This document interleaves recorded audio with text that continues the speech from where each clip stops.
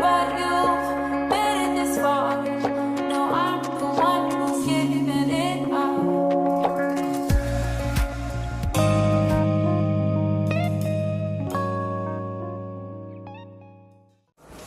আসসালামু আলাইকুম, সবাইকে ওয়েলকাম জানাচ্ছি আমার চ্যানেল রুমিস ফ্যাশনেবল হাউসে। আমি আজকে আপনাদেরকে দেখাবো আমার রান্নাঘর ক্লিনিং সহ দুইটি রেসিপি। আশা করি সবাই অনেক ভালো আছেন। আমি এখানে নিয়ে নিচ্ছি 3 কাপ চাউলের গুঁড়া। আমি এখন বানাবো খোলার পিঠা।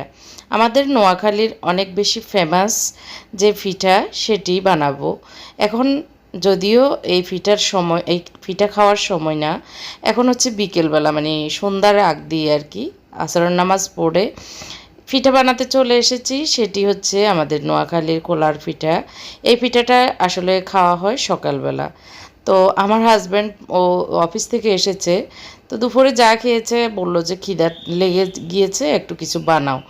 তো কী বানাবো আসলে মাথায় আসছে না। চাউলের গুঁড়ো যেহেতু আছে, আমি বললাম যে তাহলে খোলা পিঠা বানিয়ে দিই। তো বলল হ্যাঁ দাও, এটা হতে পারে, অসুবিধা নেই। আর ওর পছন্দ, আমার ছেলেদের পছন্দ এই পিঠাটা।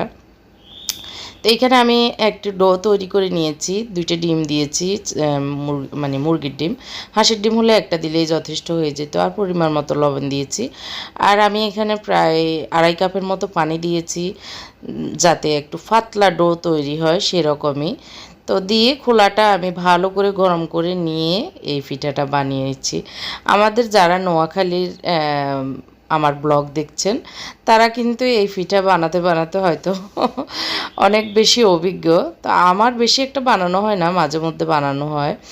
তো আমরাও বানাবো প্ল্যান করেছি। এর ভিতরে আমার ছোটো ভাইয়ের বউ এসেছে, তো ওদেরকেও আর দিচ্ছি অন্য নাস্তা না দিয়ে, এটাই আর চা দিব। হ্যাঁ, মুরগির মাংস আর সকালের একটু আলু ভাজি ছিল, সেটা দিয়ে ওদেরকে এই আপ্যায়নটা করা হয়েছে। তো ওরা চলে গিয়েছে, আমরা একসাথে ওরা সহই মাগরিবের নামাজ পড়ে নিয়েছি। পড়ে নেওয়ার পরে হ্যাঁ, ওরা কিছুক্ষণ গল্পগুজব করে চলে গিয়েছে, বেশিক্ষণ ছিল না আর কি। তো এরপরে আমি চলে এসেছি রান্নাঘরে। রান্নাঘরটা মানে দুপুর থেকে অনেকক্ষণ বিকেল পর্যন্ত আমি আসিনি রান্নাঘরে, যার কারণে অনেক এলোমেলো হয়ে আছে। ডাইনিং টেবিলটাও একটু এলোমেলো হয়ে আছে, সেগুলো গুছাবো। আর আজকে চিন্তা করলাম আমার রান্নাঘরটা একটু ক্লিন করি। একটু সময় পেয়েছি আজকে, মানে আমার শোরুমে যাইনি। শরীরটা একটুখানি মানে খারাপ লাগছিল, গলাটা। আমি ঠান্ডা পানি খেয়েছিলাম ওই দিন, ফ্রাইড রাইস যেদিন বানিয়েছি সেই দিন অনেক বেশি ঠান্ডা পানি খেয়ে ফেলেছি, যার কারণে গলাটা মনে হচ্ছে ব্যথা ব্যথা। মানে ওই রকম ব্যথা না, জাস্ট গলা বসে যাচ্ছে, গলা ব্যথা এরকম। তো এমনি অন্য কোনো সমস্যা নেই। তো যার কারণে আসলে আর বের হইনি। ভাবলাম যে না, একটু রেস্টে থাকি, যেন ঘামটা মানে শরীর ঘামানো না হয়, সেই হিসাবে আর কি সতর্কতা অবলম্বন করা। তো বাসায় যেহেতু আছি, এই সময়টাকে কাজে লাগানো অনেক বেশি জরুরি, তাই রান্নাঘরটা ক্লিন করে নিচ্ছি।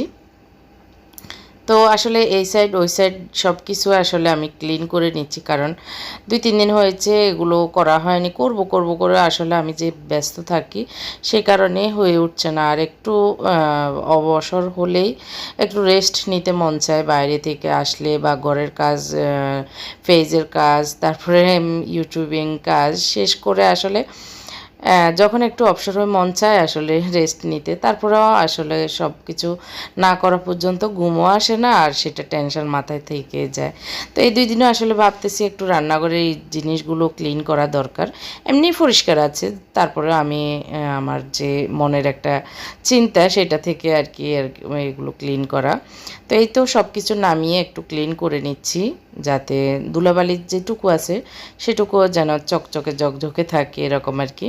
তো আমি আমার এই কাজগুলি নিজ হাতে করি, কারণ এই কাজগুলি আমার নিজেরই করতে ভালো লাগে।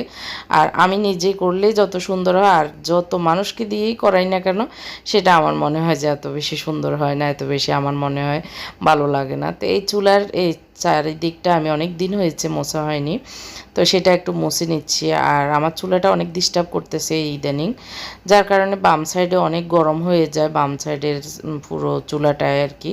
তো চেঞ্জ করব, তারপরেও একটু দেখছি চেঞ্জ করব একটু 3-4 মাস পরে এটা প্ল্যান করেছি আর কি। তো এটা এখন এই আপাতত একটু সতর্কতার সহিত চালিয়ে নিচ্ছি আর কি।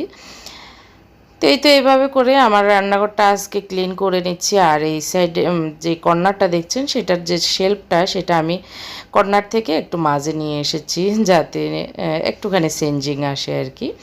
তেলের বোতল সহ সব কিছু মুছে এই সাইডটা মানে চুলার সাইডটা আমি এভাবে সুন্দর করে গুছিয়ে ক্লিন করে নিয়েছি। আশা করি আপনাদেরও ভালো লেগেছে। আর আপনাদের কোনো কাজ পড়ে আছে মনে হলে আমার মতো করে নিতে পারেন আমার এই ভিডিওটি দেখে। আপনাদের হয়তো মনে আসতেও পারে, তাই না? তো অনেক বোনেরা ফোন করে বলেন আসলে আমার কাজ দেখে আপনাদেরও কাজে উৎসাহিত হন বা উৎসাহ পান। তো যাই হোক, এই যে আমার এই কর্নারটা এখন এরকম হয়েছে। তো টুকিটাকি এই জিনিসগুলো আসলে সামনে থাকলে আমার কাছে চোখে দেখতে ভালো লাগে না। এখন আমি চুলার অপোজিট সাইডটা যেটা সেটা একটু দেখিয়ে দিচ্ছি। এই যে এলোমেলো হয়ে আছে, তো এটা একটু গুছিয়ে নিব। এলোমেলো বলতে একটু টুকিটাকি বিকাল থেকে যেগুলো আমি এখন খোলাফিটা বানিয়েছি সেই হিসেবে অত বেশি মানে ইয়ে না আর কি, এলোমেলো না। তারপরেও যেটুকু এলোমেলো সেটাও কিন্তু বিরক্তিকর, সেই জন্যই তো এই তো মুছে নিচ্ছি। তো আমি এখন যে শেলফটা হলুদ কালারের দেখতে পাচ্ছেন সেটা সরিয়ে ফেলবো। তো আগে সেই শেলফের জিনিসপত্রগুলো বের করে নিচ্ছি। করে আমি এখানে একটু উঁচু হওয়ার জন্য যাতে পানি না লাগে সে কারণে প্লাস্টিকের বোতলের মুখ দিয়ে ফায়া বানিয়ে তারপরে রেখেছিলাম, যার কারণে আমার শেলফটা ভালোই আছে আর কি, আলহামদুলিল্লাহ। তো বুদ্ধি খাটিয়ে কাজ করলে আসলে সবসময় সব কিছুই ভালো থাকে, তাই না? If it's love that you need, you can't take it from me. 'Cause I'm the one who's giving it up. And I know. তো আজকে আমার একটি ভিডিওতে একটি কমেন্ট এসেছে এমডি বদিউর রহমান আইডি থেকে। ভাই না বোন জানি না, যিনি কমেন্ট করেছেন তিনি বলেছেন যারা চাকরিজীবী মানে নারী তারা কিভাবে জটফট কাজ করে আবার চাকরিতে যেতে পারেন বা জটফট কাজ কমপ্লিট করতে পারেন সেরকম কিছু টিপস সহ একটা ভিডিও করার জন্য। তো সেরকম আসলে আমি অনেকবার দেখিয়েছি। তারপরে উনি যেহেতু আমাকে এই কমেন্টটা করেছেন, এই রিকোয়েস্টটা করেছেন, আমি চেষ্টা করব সেরকমই করে একটা ভিডিও দেওয়ার। তো আসলে আমি সবসময় আমিও হিসেব করলে একজন চাকরিজীবীর মতোই। তো সেই হিসেবে আমি জটপট সব কাজ করি। তো সেটা আপনাদেরকে ইনশাল্লাহ একদিন সেই রুটিন হিসেবে একটা ভিডিও দিব, ইনশাল্লাহ হয়তো আপনাদের কাজে আসতে পারে। তো এই তো এই সাইডটা আমি আরেকটু ব্যতিক্রম করে আজকে গুছিয়ে নিয়েছি, জাস্ট হালকা করে নিয়েছি জিনিসপত্র একটু সরিয়ে আর কি। শেলফটা সরানোতে এই কাউন্টার টপটা অনেকখানি হালকা হয়ে গিয়েছে। তো আমার দুধ চিনির বয়মটা সামনেই রাখতে হয় কারণ চা বসাতে হয়, সেই কারণে। তো রান্নাঘরটা মোটামুটি গুছানো শেষ, ক্লিন করা শেষ। এখন আমি ডাইনিং টেবিলে চলে এসেছি। ডাইনিং টেবিলটা দেখতে পাচ্ছেন বোতল সবগুলো টেবিলের উপরে উঠেছে, সব বোতল শেষ, খাওয়া পানি। তো এই কারণে আর আমার হাজব্যান্ড আমার সাথে এসে এখানে ডাইনিং টেবিলে আমাকে সময় দিচ্ছে বলতে উনি বসে বসে কথা বলছেন আর আমাকে বলল যে তুমি কাজ করতেছো, আমি তোমার পাশে আছি। তো আমি বললাম অসুবিধা নেই, ঠিক আছে, তো তাহলে ভালোই, আমি কথা শুনতে পারবো আর আমার একটা কাজ করে দিচ্ছে, সেই কারণে আমার পাশে এখানে মানে আমি রান্নাঘরে উনি ডাইনিং টেবিলে, এটা আর কি। এটা হচ্ছে আমি একটু গতকালকের খিচুড়ি ছিল, দুপুরের পোলাও ছিল, মুরগির মাংস ছিল, তো সেগুলো একসাথে করে আমি মুরগির মাংসগুলোকে হাত দিয়ে ভেঙে দিয়েছি আর পোলাওগুলো ফ্রিজে রাখাতে একটু মানে ঝরঝরা ঠান্ডা হয়ে আছে, তো সেগুলোকে হাত দিয়ে ঝরিয়ে আমি রাইস কুকারে একটুখানি পানি দিয়ে গরম হতে বসিয়ে দিয়ে এসে এখন টেবিলটা মুছে নিচ্ছি, মানে ক্লিন করে সব কিছু। তো উনি একটু ডিস্টার্ব হয়েছেন, উঠে দাঁড়িয়ে পড়েছেন, আবার এখন বসে যাচ্ছে। আমি টেবিল মুছতেছি এই কারণে ওনারও ডিস্টার্ব হচ্ছে, উনি কথা বলতেছে আসলে। আর এই তো মোত্তাকিও সময় দিচ্ছে, মোত্তাকিকে কী যেন পড়ে শুনেছে। তো এখন চলে এসেছি, যেহেতু সবাই বসে আছে, খাবারও খিদা লেগেছে, কারণ এগুলো করতে করতে প্রায় 10:30 পৌনে 11টা বেজে গেছে। আমি আমার ভাইয়েরা চলে যাওয়ার পরে একটু এডিটিংয়ের কাজ করেছিলাম মেবি একটুখানি, তো এই কারণে।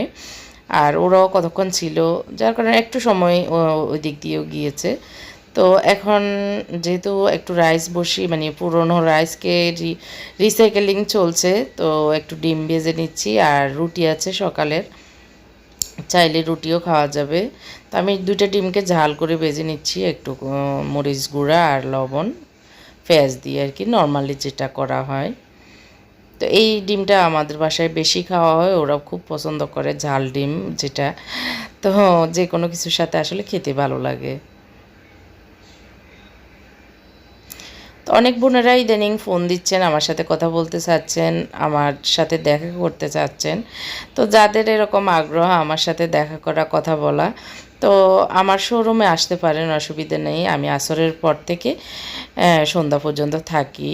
তো ওরা ভাবছিল টেবিলে কী করছে, আমি এদিক দিয়ে খাবার রেডি করছি। তো আমার শপটা হচ্ছে খিলগাঁও তালতলা মসজিদ মার্কেটের অপোজিট মার্কেট, পুরাতন ফাঁকা মসজিদ মার্কেট। পুরাতন ফাঁকা মসজিদ মার্কেটের 2য় তলায় 96 নম্বর দোকান। অবশ্যই ফোন দিয়ে আসবেন, তাহলে হয়তো আমাকে পেয়ে যেতে পারেন, আমার সাথে দেখা হয়ে যেতে পারে, যারা আসতে আগ্রহী আর কি। তো এই তো রাইসটা মোটামুটি গরম হয়ে গিয়েছে, খিচুড়ি এবং পোলাও আর মুরগির মাংস। এই তো মানে রিসাইকেলিং করা, একবারে ফেলে না দিয়ে, এগুলো আসলে নষ্ট না, জাস্ট ফ্রিজে থেকে হয়তো একদিন লেট হয়েছে এটা আর কি। তো খাবার ফেলে না দিয়ে এরকম খাওয়া ভালো। আর আসলে রাস্তায় অনেক ফেলে দেওয়া খাবারও অনেক মানুষ খাচ্ছে। আমরা তো ঘরে থাকা জিনিসই, ভালো জিনিসই রিসাইকেলিং করে খাওয়া উত্তম, ফেলে না দিয়ে। তো কেউ কিছু মনে করবেন না, আবার পুরনো ভাত খাচ্ছি এরকম। আসলে এগুলো করতে হয়। তো এই তো ডিম ভেজে দিয়েছি, ওরাও আসতেছে, মুনতাসির, মুবাশির। তো মুনতাসির এসে বলল যে এগুলো খাবে না, ও নুডলস খাবে। তো সে কারণে ও নুডলস বসিয়ে দিয়েছে। আর এদিক দিয়ে আমি খাওয়া দাওয়ার পরে চিন্তা করলাম একটু কেক বসিয়ে দিই ফ্যানে। ফ্যানে কীভাবে কেক বানাতে হয় সেটা অনেকেই জানেন, তো যারা জানেন না আমার থেকে শিখে নিতে পারেন। এখানে আমি 4 চামচের মতো যে ডার্ক চকলেট পাউডার সেটা নিয়েছি, 3 চামচ, 4 চামচ আমি ময়দা নিয়েছি। ময়দা আমি আরও একটু দিব আমার কাছে যদি প্রয়োজন মনে হয়। আধা কাপ নিয়েছি চিনি, হাফ চামচ নিয়েছি বেকিং পাউডার, হাফ চামচ বেকিং সোডা। তো এই শুকনো উপকরণগুলো আমি একটু মিশিয়ে নিচ্ছি। আর এই ফ্রাই প্যানে একবারে মেখে একবারে চুলায় বসিয়ে দিলে একদমই 10 মিনিটের ভিতরে কেক একদম জটফট হয়ে যায়। আর একটু লবণ দিয়েছি স্বাদ মতো, আমি অল্প একটু দিয়েছি আর কি।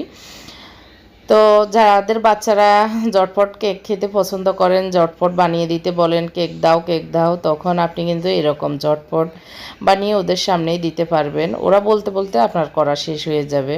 তো সব কিছু মিশিয়ে নেওয়ার পরে আমি একটা ডিম ভেঙে দিচ্ছি, দিয়ে দিচ্ছি 1/4 কাপ ঘি অথবা তেল, যেটাই আপনার কাছে অ্যাভেলেবেল আছে সেটা দিতে পারেন। আমার কাছে ঘি নেই আজকে, সে কারণে আমি এমনি সয়াবিন তেল দিয়ে দিয়েছি। আর দিয়ে দিচ্ছি হাফ চামচ ভ্যানিলা এসেন্স দিয়ে দিচ্ছি। আধা কাপ থেকে একটুখানি কম দুধ।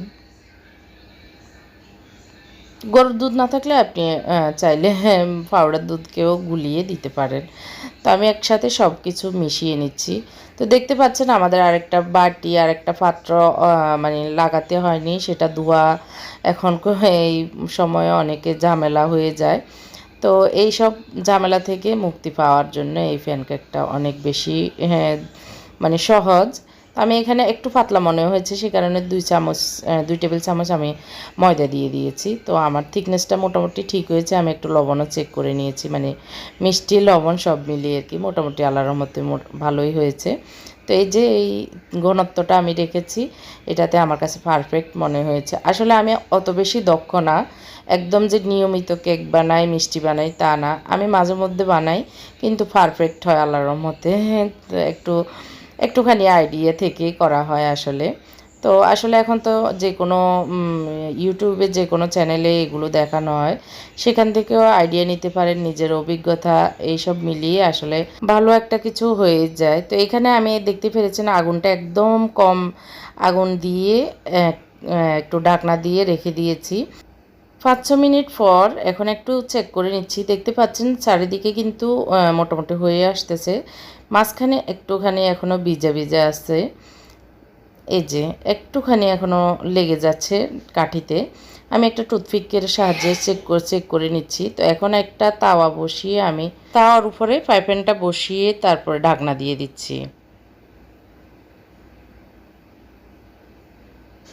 এখন প্রায় আবার 4-5 মিনিট পরে এসে আমি এখন দেখতেছি কেমন হয়েছে। তো আলহামদুলিল্লাহ, এই যে আমার কাঠিতে লাগতেছে না, খুব সুন্দরভাবে হয়ে গিয়েছে আর ফুলে উঠেছে, দেখতে পাচ্ছেন। সুন্দর একটা কেক তৈরি হয়েছে, আগুনটা এভাবে রেখেছি। তো এখন আমি কেকটাকে নামিয়ে টেবিলে রেখে দিয়েছি প্যানের নিচে। আর এদিক দিয়ে আমি আরেকটা পাতিলে 1 কাপের মতো এই ঘন দুধটা ক্রিম দুধ দিয়ে দিচ্ছি। দিয়ে এখানে দিয়ে দিচ্ছি চকলেট চিপস, সেটা 2 টেবিল চামচ। আর চকলেট চিপস না থাকলেও কোনো সমস্যা নেই, কোকো পাউডার 2 টেবিল চামচ দিয়ে দিলে হয়ে যায়। আমি এখানে যেটা করছি সেটা হচ্ছে চকলেট সিরাপ বানিয়ে নিচ্ছি আর 2 টেবিল চামচ চিনি দিয়ে দিচ্ছি, যাতে একটু মিষ্টি মিষ্টি হয়। আর কেকটা একটু আমি চাচ্ছি যেন জুসি কেক হয়, খেতে ভালো লাগে।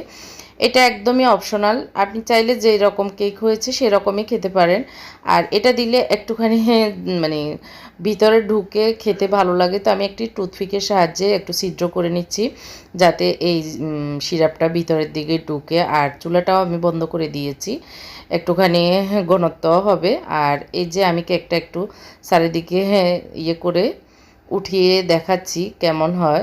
একটু দেখা যাচ্ছে না, এখন আবার দেখিয়ে দিচ্ছি। এই যে খুব সুন্দর একটি মানে কেক তৈরি হয়, যা যা আমরা ওভেন তারপরে অনেক পদ্ধতিতে করেও এত সুন্দর অনেক সময় হয় না। তো এই যে আমি চকলেট সিরাপটা ঢেলে দিচ্ছি। এটা আমি পাতলা করেই করেছি, যাতে আমি মানে একটু জুসি টাইপের কেকটা খেতে পারি। আমার ছেলেরা এভাবে একটু পছন্দ করবে, সে কারণে ভাবলাম যে এইভাবেই করি। তো এখন আমি কেটে নিচ্ছি। একটু মানে আরেকটু সময় থাকলে, সময় হলে ভালো হতে, কিন্তু ওরা চাচ্ছে না, ওরা খাওয়ার জন্য পেরেশান হয়ে গিয়েছে, যেটা সত্যি কথা। আর আমি এদিক দিয়ে একটু ডেকোরেশন করব, সেটারও সুযোগ পাইনি। এটার উপরে আমি চেয়েছিলাম একটু যে ইয়েগুলো দেওয়া, সুইট বলগুলো দিব, সেটাও ভুলে গিয়েছি ওদের এত পেরেশানি দেখে। ওরা মানে খাওয়ার পরে এখন একটু মিষ্টি মুখ করবে, ডেজার্ট খাবে, এটা আর কি। তো আমি আমার মেজোটারে খাইয়ে একটু দেখিয়ে দিচ্ছি কেমন হয়েছে। তো দুজনকে 2 চামচ দেখিয়েছি, ওরা বলল অনেক মজা হয়েছে। যে ছোটোটা তো অনেক মজা করে খাচ্ছে, ও তো মানে এগুলোর পাগল। তো আসলে মাঝে মধ্যে করলে খেলে ওরা খায় খুব, মানে টেস্ট করে। নিয়মিত করার মতো আসলে সুযোগও পাই না, আর এই কাজটা করতে আমার একটুখানি অলসতা লাগে। তো যাই হোক, মাঝে মধ্যে করে দিই। তারপরে এই যে প্রায় খাওয়া শেষ, এই গরম গরম মানে কুসুম গরম গরম থাকতেই তো আমি একটু নিচ্ছি, এটুকু আমি খাবো, ওরাই খেয়ে ফেলেছে।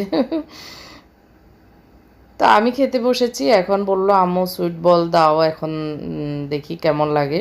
সুইট বলটা দিলে অনেক বেশি সুন্দর লাগবে কালোর উপরে। তো ওরা এনে দিয়েছে। এই যে বাকি যেটুকু ছিল সেটুকুর উপরে সুইট বল দিয়ে ডেকোরেশন করা হচ্ছে। তো আমার আজকের ব্লগটি এখানেই শেষ করছি। সবাই অনেক ভালো থাকবেন, আমার জন্য দোয়া করবেন। আল্লাহ হাফেজ।